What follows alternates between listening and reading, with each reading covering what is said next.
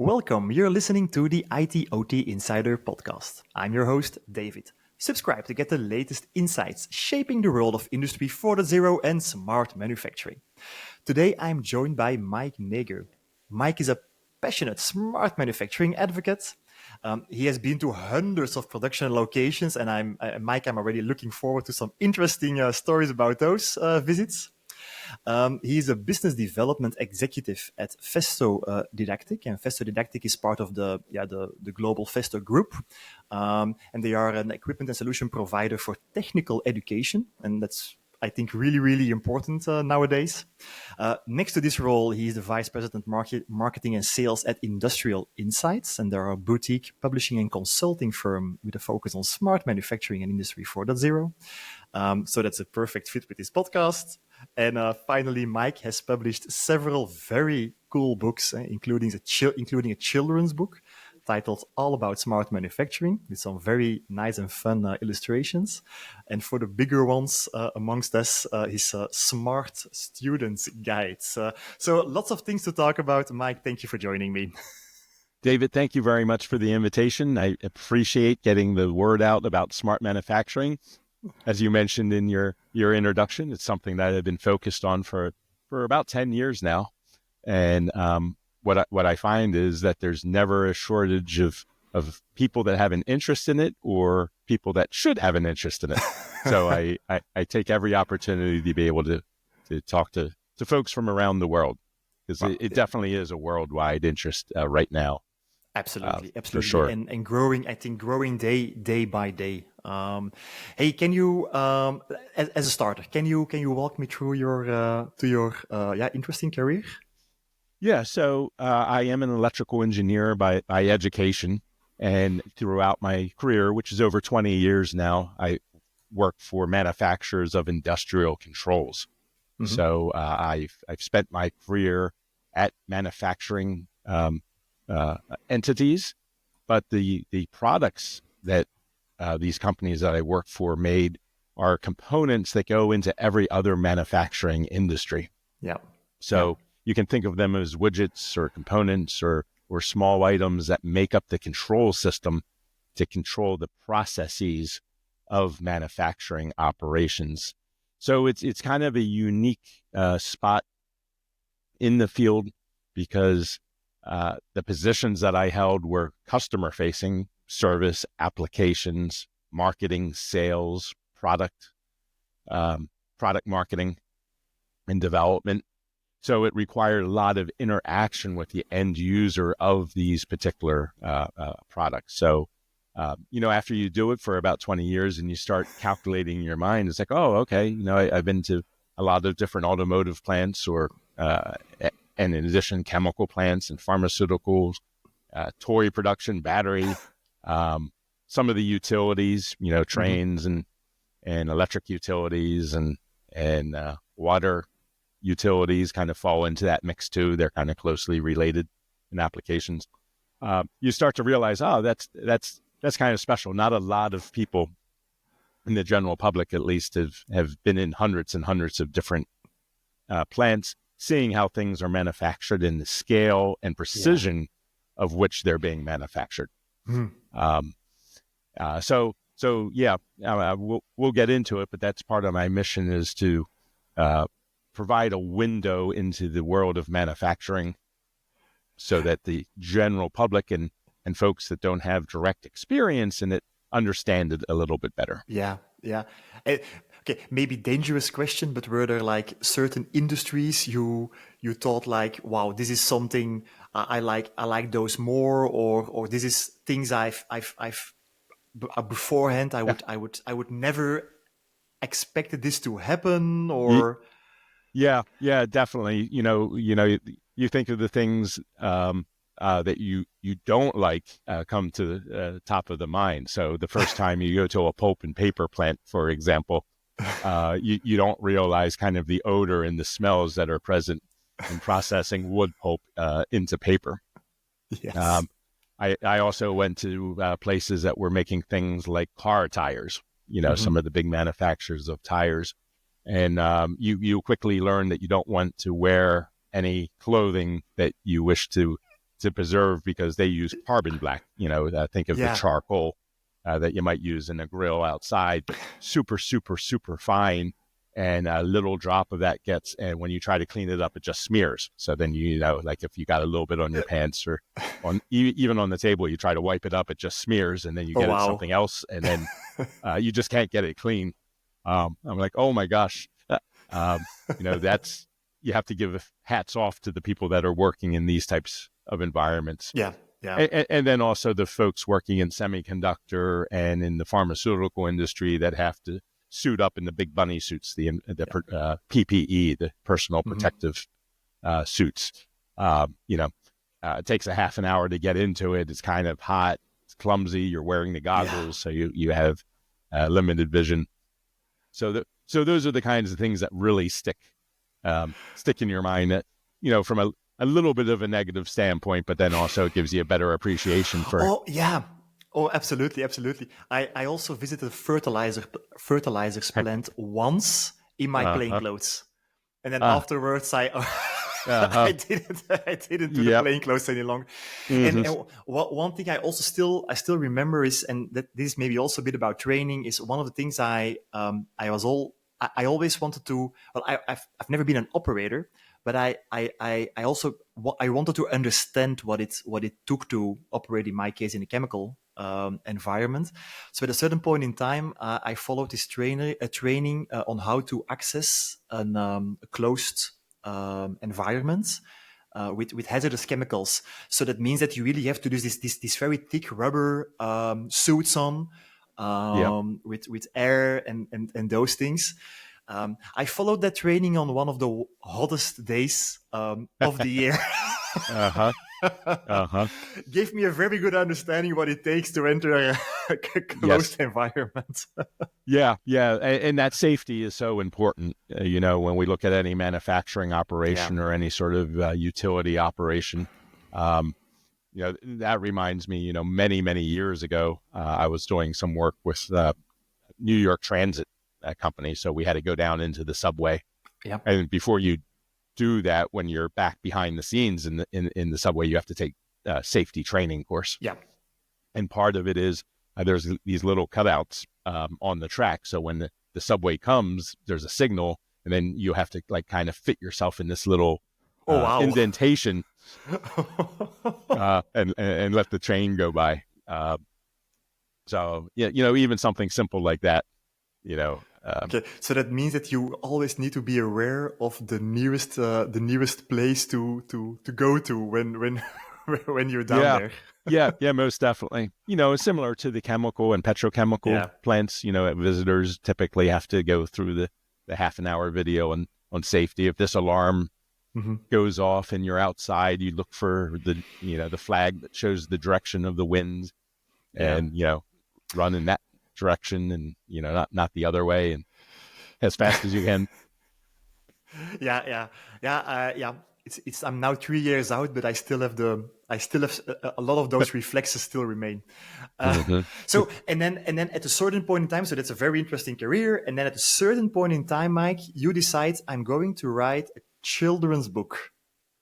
Yes. So about 10 years ago, I made a little bit of a shift in my career. So up until that point, I was definitely involved in the industrial controls world, helping other manufacturers automate or make their production more efficient or more productive in some way. But 10 years ago, I shifted. I did join Festo Didactic in the United States, and the Festo Didactic division of the Festo Corporation is focused solely on technical education.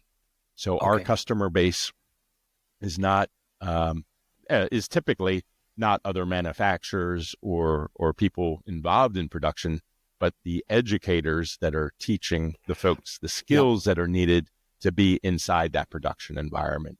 So a lot of my customers are technical schools, or in the United States, we call them community colleges sometimes, typically a 2-year degree that when someone graduates, they're considered qualified to be a technician of some sort, automotive technician, maintenance technician, you name it. But working in a factory environment, not a residential or a commercial environment, typically. So I was able to take, some of my knowledge from my previous work and bring it into this technical education field. So most of my day, I'm talking either to a professor or a dean of a university or of a college, and they have this idea that they need a new hands-on laboratory that will kind of mimic the German style of learning by doing. The German system is admired throughout the world for its apprentice program, where they're getting young people, starting at 14 or 15 years of age into a tracked program. And then, there's a lot of people with these skills that are required to run the German operations. Well, we don't have that in the U.S. to anywhere to that degree. There's a few outlying companies that might implement that model, but we're relying on the public education system to create the folks, at least with the basic skills to do these jobs. Have you seen in one of the previous podcasts when I talked to John Weiss, he said something very interesting. He said there has been a time where it was, I would say, very cool and good to have a job in manufacturing, a blue collar job, so to say. And then the last, I don't know how many years, but let's take, I don't know, decade, 2 decades, there was this shift to if you want to have a job with well protected, good pay, then you have to go for this. I would say the white collar jobs, the office jobs, higher education, etc. Now, at least in Europe, I've seen that shifting again back to it's really important to be technically trained as well, and not only important, you can also make a very, very decent living with that. Have you seen similar trends in the US? Yes, Dave, at 100%. So, I'm of the generation where that message was very, very strong. So I had gone to high school in the 1980s.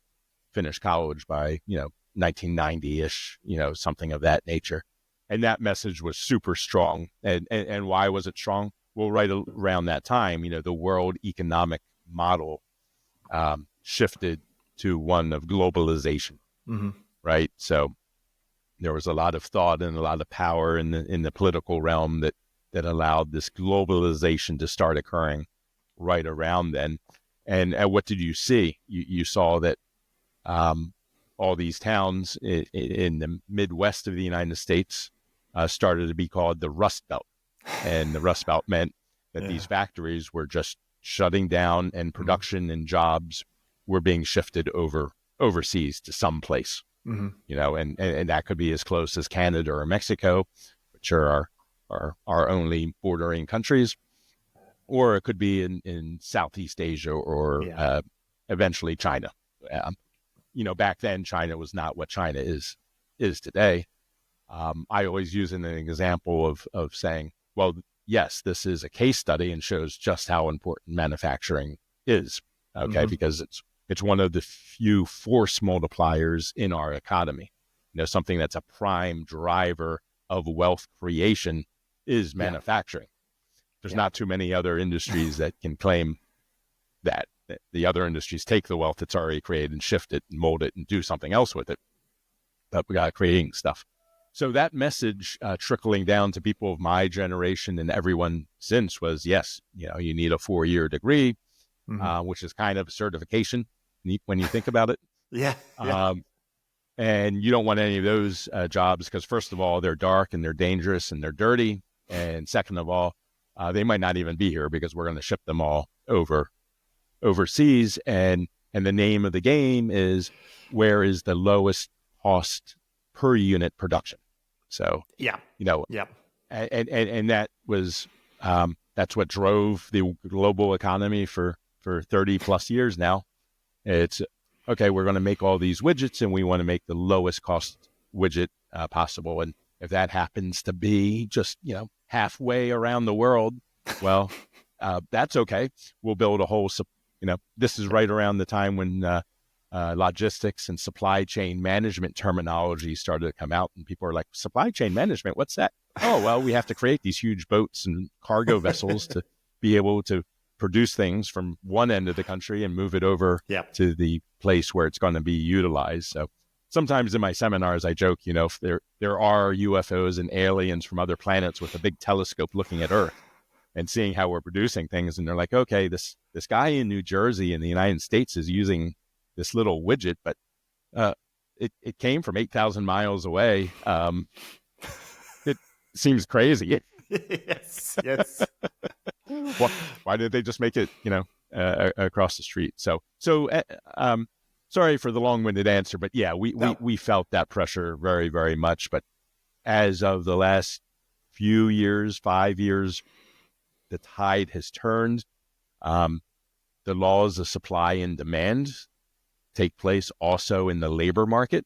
Mm-hmm. So now, as a country, we have so few people proportionally that know how to fix motors or program robots or troubleshoot a programmable logic controller, that those job salaries and opportunities are actually rising. And I have many examples of programs where students can go for 2 years. Maybe they don't even get the full 2 years and they get 1 year or even one semester of this hands-on experience. And they now can quadruple their earning power from what they were before. So maybe they were at McDonald's, which in some regions, will pay, $15 or $20 an hour. Mm-hmm. In the U.S., it's not bad anymore by any stretch, but they could make 40 or 50, dollars an hour, and in all the overtime and things of that nature. So the tide is turning, and it's just in time, because now this global model that we just talked about seems to be collapsing, or at least shifting and changing as we speak, it seems. So what does that mean? Well, theoretically, it should mean more production, more manufacturing in places like the United States and Western Europe, where it wasn't seen as a huge priority. It's a big challenge, indeed, and also now in Europe, we've seen a lot of companies, well, maybe not closing down, but at least lots of jobs, getting lost. High pressure on I would say, on a lot of companies who I would say who are producing a product here, which also gets produced in other countries with lower wages, maybe more supply of raw materials, maybe less regulation. It's quite of a challenge. Yeah, and that's definite. Another example I like to bring up is the fast fashion industry. So, H&M is, like a retailer, and then there's a whole bunch of other ones that follow this fast fashion paradigm where, you buy clothing and it's either for single use or for just a very small amount of time that you'd actually wear it, 1 month, 2 months, summer of 2025, I'm going to get this, and then toss it out. But when you look at the environmental cost of the industry, it's a little bit staggering. When you think about this T-shirt that, okay, maybe it costs €5 or $6 or something of that nature, that people in a mall in New York are purchasing, and you trace it back and, okay, the cotton came from India and it was assembled in Malaysia, and the buttons came from China, and it went on the ship. And then there's examples where they actually ship the unused inventory, because this is the dirty little secret of mass production, is a lot of the stuff that gets produced doesn't actually get used, right? It gets wasted. Actually gets sent back to Europe of all places, and is incinerated and used to help with power production, in Northern Europe, right? So again, another kind of crazy example when you look at it. Yeah, absolutely.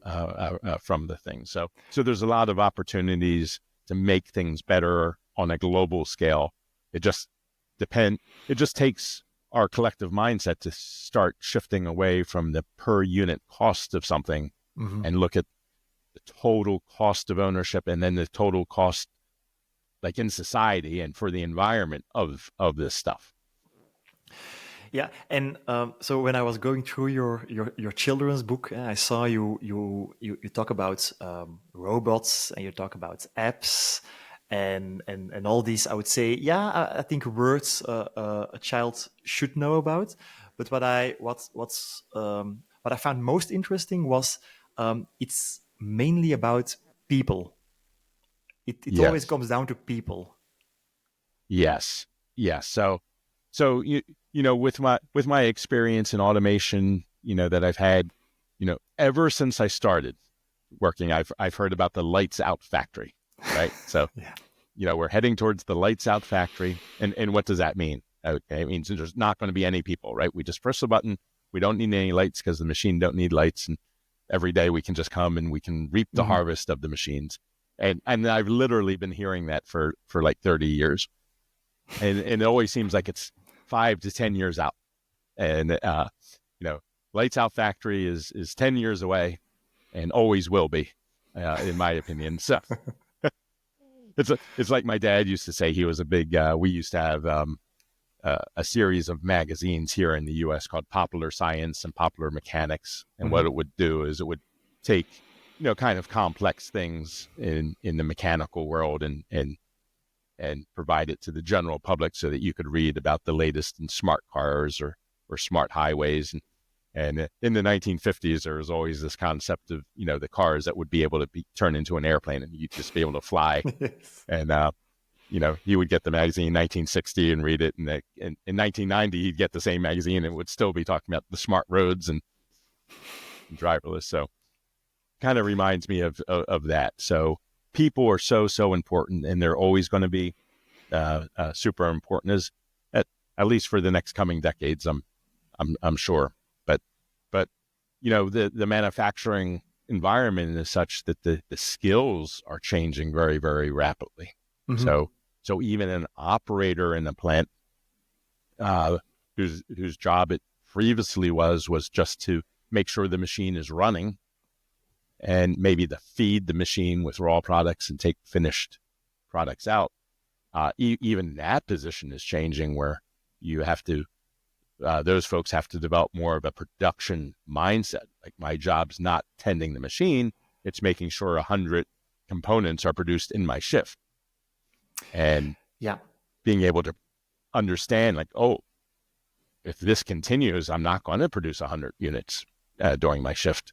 I should take some sort of action. Yeah, there is also this interesting paradox I witnessed, is that the more you increase automation, the more stable your processes start running, behaving, the more difficult it becomes for operators to get, I would say, trained on the job, because you see there are less interventions, or there is less manual work, or the computers take over most of the, I would say, most of the optimization algorithms, maybe even startup sequences or shutdown sequences, or whatever is needed. And then at a certain point in time, something happens. Yeah. And then you get operators who might already be 5, 6, 7, 8, 9, 10 years in that plant, but it's the first time they witness it. Yeah. And that's something interesting to, I would say, I've seen, and obviously you have simulators and et cetera. From your experience with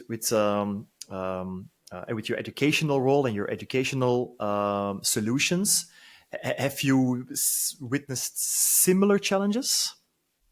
Yeah, it definitely is. So in a lot of the processes, they can kind of like shrink down to a machine level a process.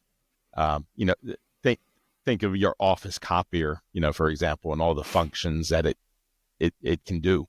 There's not many people in a typical office that if something went wrong with that office copier could actually fix it. Mm.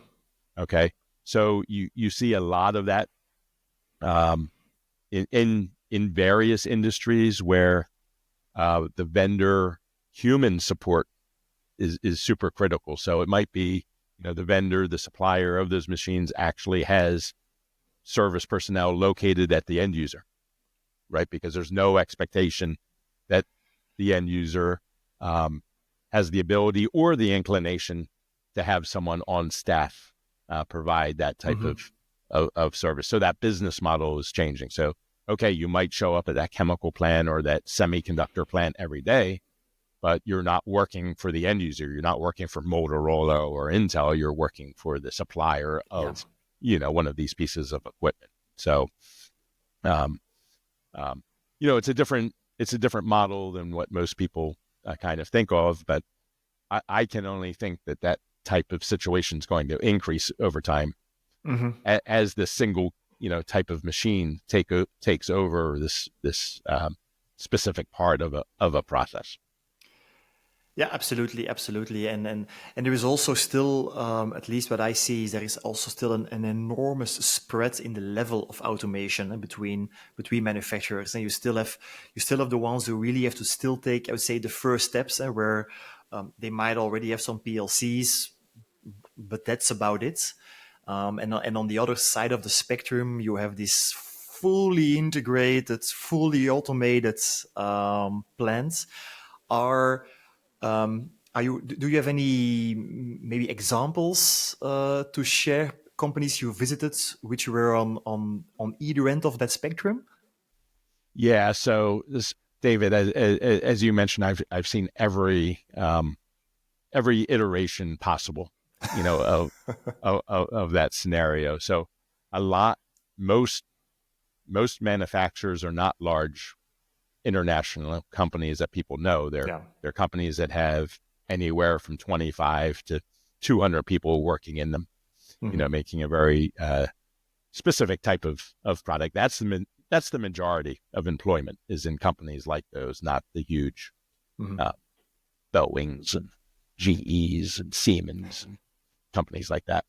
Yeah. So, it's not uncommon to see, machines that are 30 or 40 years old being used in those environments with no automation at all. And, maybe it fits the model of their business.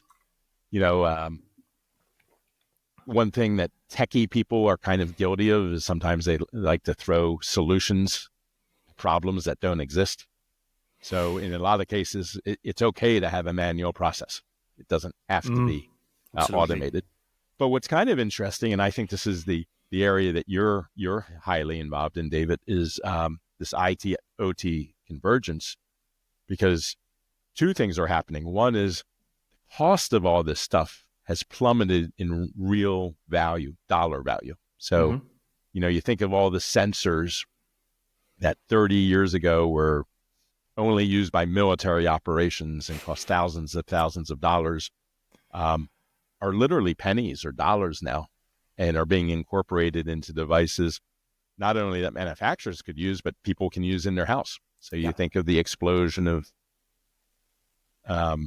web cameras and Alexa voice assistants and things like that in your home. Well, the cost of all that stuff is such that it's opening up doors that no one even thought were possible 15 years ago.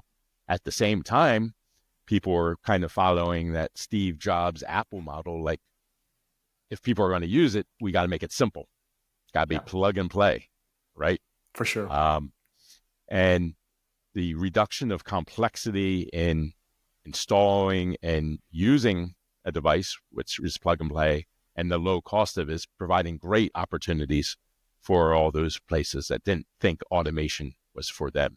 And this is even going down into the robotic area. So all the established robot players plus 10 times more startup companies are looking at collaborative robots as a new entry into the field. And what are they doing? They're making smaller, more lightweight, more user-friendly, easier to program types of robots to go into operation. So now maybe you don't need $100,000 budget to do something with a robot. Maybe $15,000 would get a job done. So the lower complexity, the lower cost is kind of democratizing automation in a way that we've never seen before. That's an interesting insight.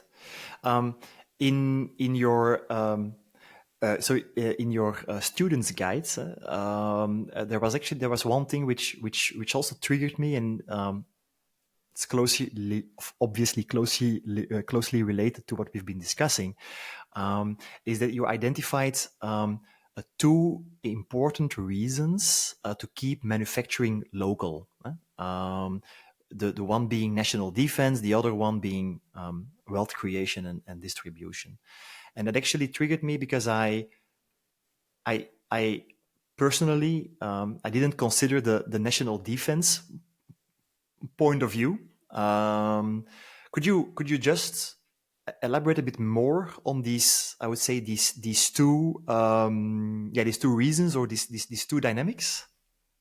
Yeah, certainly. So, following the globalization model that the world adopted, in force in 1990, let's just pick a date, 1990, was kind of when it hit full gear. The idea was we don't care where the manufacturing happens. Mm-hmm.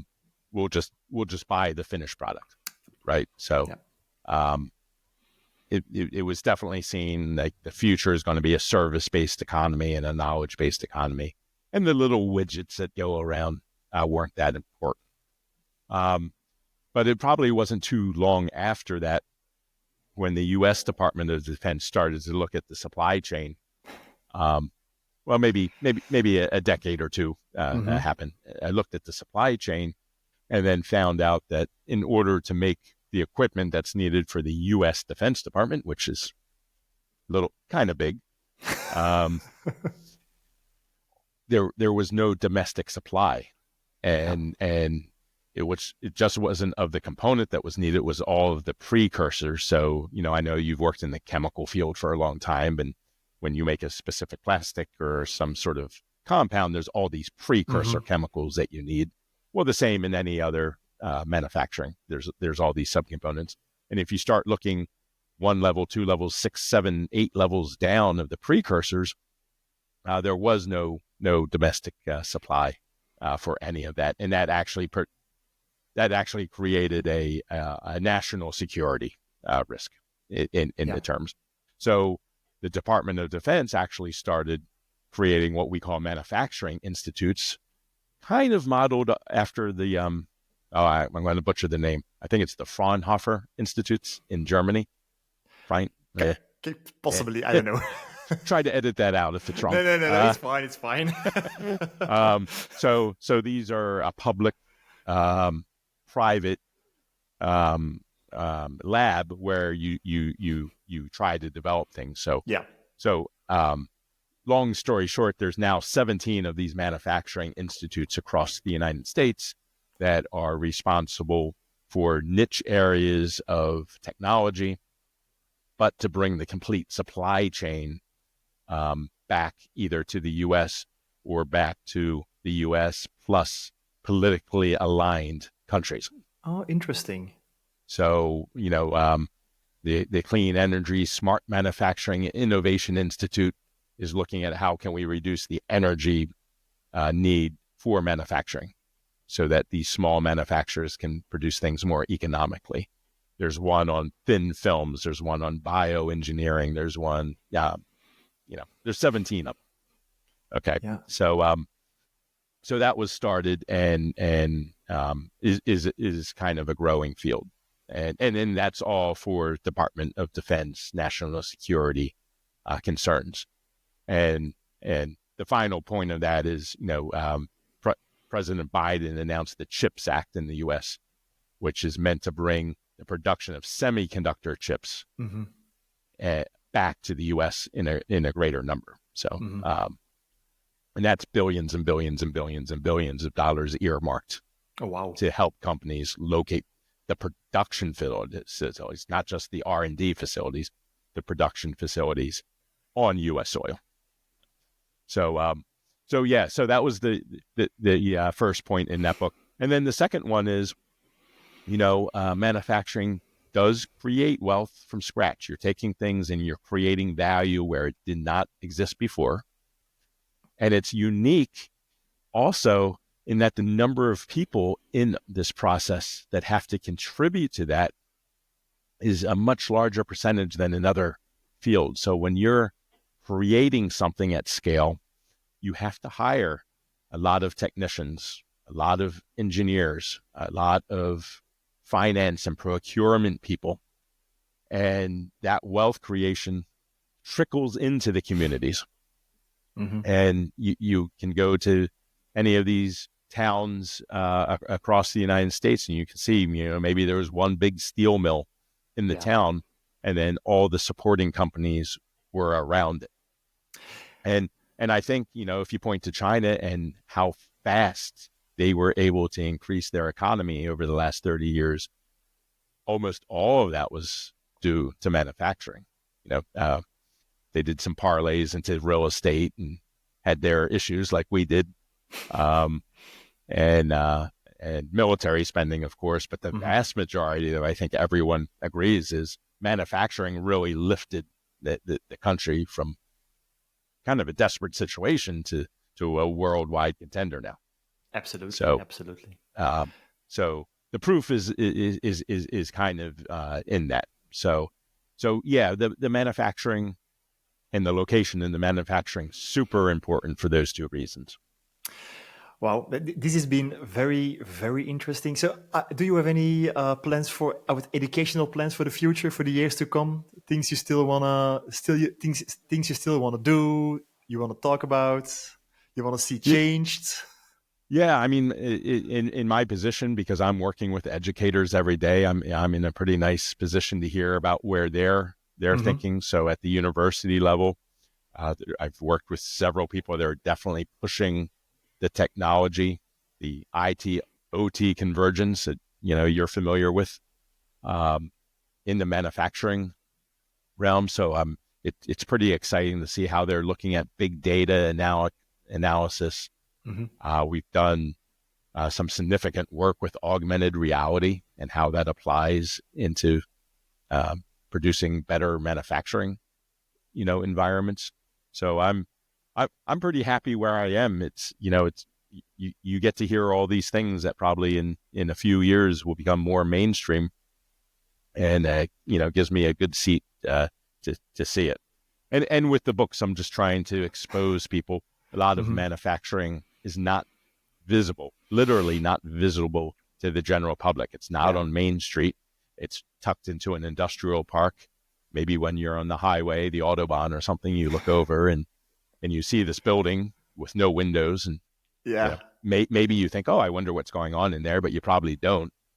And No. then, if you talk to someone, they're like, oh, we produce 300 million double A batteries every year out of this building that doesn't look, very, very important, right?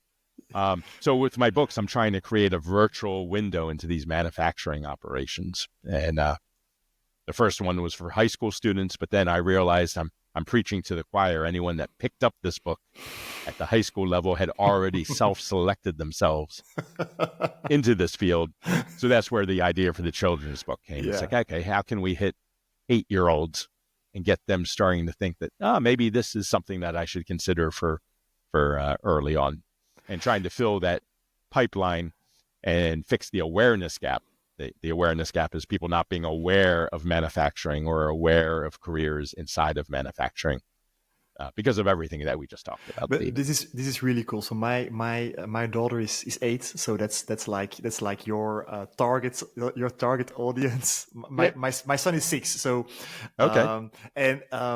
you know what? I actually tried already a couple of times. I tried to explain what it is that he does for a Yes. living. But now that I have your book, I'm going to use it. I do need to do some like inline translation, unfortunately, to Dutch. Yes. Yes. But yeah, no, definitely gonna use that. Mike, thank you so much for joining me today. To our audience, thank you for tuning in. Make sure to subscribe. You can find Mike his books in the show notes of this podcast. And yes, until we meet again. Bye bye.